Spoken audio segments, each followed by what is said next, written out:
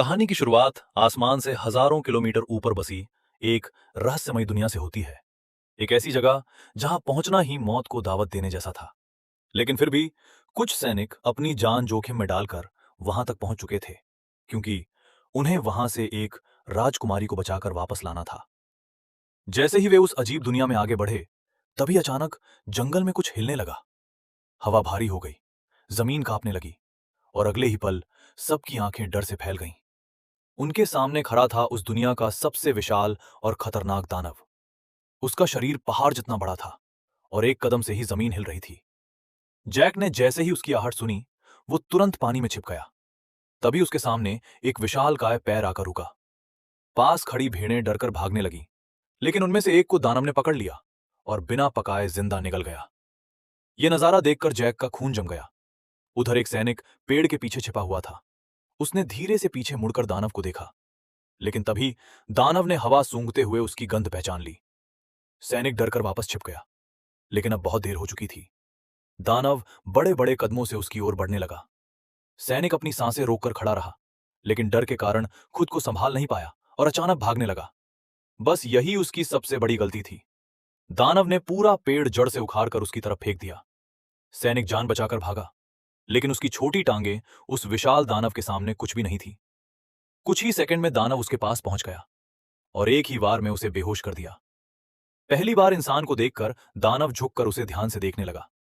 जैसे ही वो उसे उठाने वाला था, तभी पीछे से कप्तान तलवार लेकर दौड़ा और पूरी ताकत से उसकी एड़ी में तलवार घोंप दी। दानव दर्द से गरज उठा, लेकिन अगले ही पल उसने हल्का सा पैर मारकर कप्तान को कई फीट दूर फेंक दिया। फिर उसने तलवार निकालकर दोनों सैनिकों को पकड़ लिया और उन्हें खाने के लिए अपने साथ ले गया। दूर खड़ा जैक ये सब देख रहा था, और उसी पल उसे एहसास हुआ कि वो यहां आकर कितनी बड़ी गलती कर चुका है। दरअसल कुछ समय पहले जैक को एक पादरी से कुछ जादुई बीज मिले थे, लेकिन उसे बिल्कुल अंदाजा नहीं था कि ये बीज पूरी दुनिया बदल देंगे। एक दिन जब उसकी गर्लफ्रेंड, जो एक राजकुमारी थी, उससे मिलने आई, तभी गलती से एक बीज पानी के संपर्क में आ गया, और अगले ही पल वो बीज तेजी से बढ़ने लगा। पूरा लकड़ी का घर जोर जोर से हिलने लगा। नीचे से डरावनी आवाजें आने लगी, और अचानक जमीन फट गई। एक विशाल बेल घर को चीरते हुए आसमान की तरफ बढ़ गई। राजकुमारी डरकर भागने लगी, लेकिन तभी एक मेज उसके ऊपर गिर गई। जैक उसे बचाने दौड़ा, मगर बेलों ने उसे उठाकर बाहर फेंक दिया। उसी समय घर के अंदर एक लकड़ी का दरवाजा खुला और राजकुमारी को बाहर जाने का रास्ता दिखाई दिया। लेकिन जैसे ही वह भागने लगी, बेलों ने दरवाजा बंद कर दिया। राजकुमारी पूरी ताकत से दरवाजा खोलने लगी, लेकिन दरवाजा हिला तक नहीं। उधर जैक कुल्हाड़ी लेकर बेल काटने लगा, लेकिन तभी पूरा घर जड़ों समेत आसमान की ओर उठ गया। आखिरी पल में जैक ने छलांग लगाकर किनारे को पकड़ लिया, लेकिन बेल इतनी तेजी से बढ़ रही थी कि कुछ ही सेकंड में घर बादलों के पार पहुंच गया। जैक पूरी ताकत से बेल काटने लगा। जैसे ही बेल टूटी, राजकुमारी ने दरवाजा खोल दिया, लेकिन उसी पल उसके पैरों के नीचे की लकड़ी टूट गई और वह हजारों फीट नीचे गिरने लगी। जैक उसे बचा नहीं पाया। वह खुद बेलों से फिसलते हुए नीचे गिरा और जमीन पर आकर बेहोश हो गया। अगली सुबह उसकी आंख खुली तो सामने राजा खड़ा था, जो अपनी बेटी को ढूंढ रहा था। मजबूरी में जैक ने पूरी सच्चाई बता दी। जैसे ही सबने आसमान की तरफ देखा, वहां एक विशाल बेल सीधी बादलों को चीरती हुई ऊपर जा रही थी। राजा ने तुरंत सैनिकों की एक टीम तैयार की और जैक को साथ लेकर राजकुमारी को बचाने निकल पड़ा। जल्द ही सभी लोग बेल के सहारे ऊपर चढ़ते हुए बादलों के पार पहुंच गए, लेकिन वहां पहुंचते ही उन्हें एहसास हुआ कि ऊपर की दुनिया इंसानों की दुनिया से बिल्कुल अलग थी। चारों तरफ विशाल पेड़, बड़े बड़े जानवर और डरावनी आवाजें थीं। उसी दौरान एक भयानक तूफान शुरू हो गया। बिजलियां गिरने लगीं और एक सैनिक सीधा नीचे जा गिरा।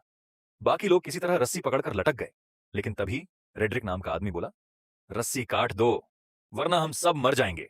नीचे लटके सैनिक दया की भीख मांगने लगे, लेकिन उसने बिना सोचे रस्सी काट दी और वे सभी सैनिक हजारों फीट नीचे गिरकर मर गए। यहीं से रेड्रिक का असली चेहरा सामने आने लगा। आखिरकार बाकी लोग उस रहस्यमयी दुनिया में पहुंच गए। जमीन पर उन्हें राजकुमारी के निशान मिले, लेकिन साथ ही टूटी हुई शाखाएं भी दिखाई दीं, जिससे साफ था कि कोई विशाल जीव उसे उठाकर ले गया है। सभी लोग अलग अलग दिशाओं में खोजने निकल पड़े।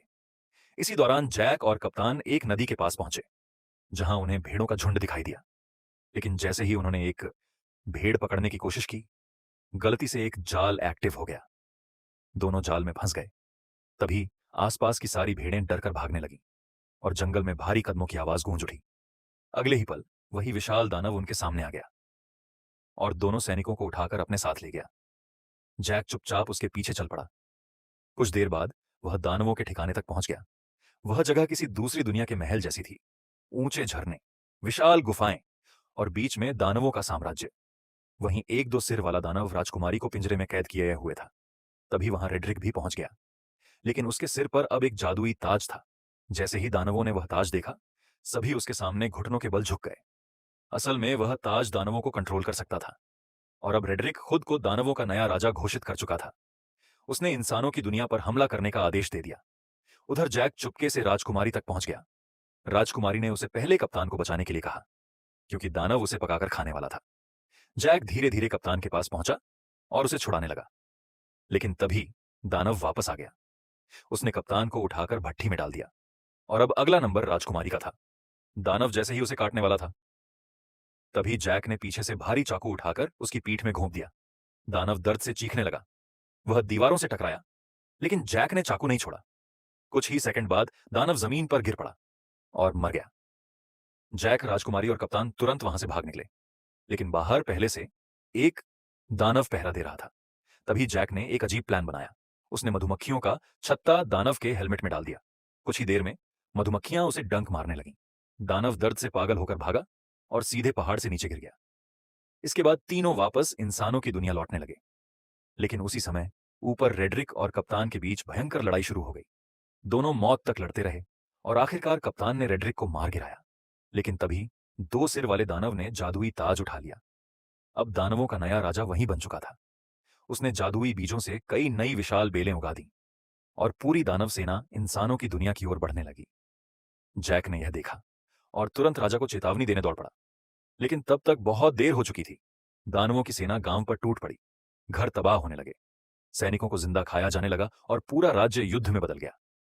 किसी तरह सभी लोग किले के अंदर पहुंचे, लेकिन दानवों ने किले को घेर लिया। तेल में आग लगाकर उन्हें रोकने की कोशिश की गई, लेकिन वे रुकने वाले नहीं थे। तभी दो सिर वाला दानव सीवर के रास्ते किले के अंदर घुस गया। उसने राजकुमारी को ढूंढ लिया और जैक के पीछे पड़ गया। जैक और राजकुमारी जान बचाकर भागने लगे। अचानक दानव ने राजकुमारी को पकड़ लिया। जैक ने कुल्हाड़ी से हमला किया, लेकिन दानव ने उसे भी पकड़ लिया। तभी जैक को याद आया कि उसके पास एक आखिरी जादुई बीज बचा है। उसने वह बीज सीधे दानव के मुंह में फेंक दिया। कुछ सेकंड तक सब शांत रहा। फिर अचानक दानव का शरीर फटने लगा। विशाल बेलें उसके अंदर से बाहर निकल आईं और पूरे हॉल को चीरकर फैल गईं। दो सिर वाला दानव वहीं खत्म हो गया। उधर बाहर युद्ध अभी भी जारी था। दानव किले का दरवाजा तोड़कर अंदर घुस आए, लेकिन तभी अचानक सब रुक गए। सभी दानवों ने अपने हथियार नीचे रख दिए और घुटनों के बल बैठ गए। कप्तान ने पीछे मुड़कर देखा। वहां जैक खड़ा था। उसके सिर पर वही जादुई मुकुट था। अब दानव उसकी बात मानने को मजबूर थे। जैक ने शांत आवाज में सिर्फ एक आदेश दिया, अपनी दुनिया में वापस लौट जाओ। और अगले ही पल पूरी दानव सेना बिना कुछ कहे वापस मुड़ गई। इस तरह इंसानों की दुनिया एक भयानक विनाश से बच गई और जैक, जिसने गलती से यह सब शुरू किया था, आखिरकार वही सबको बचाने वाला हीरो बन गया।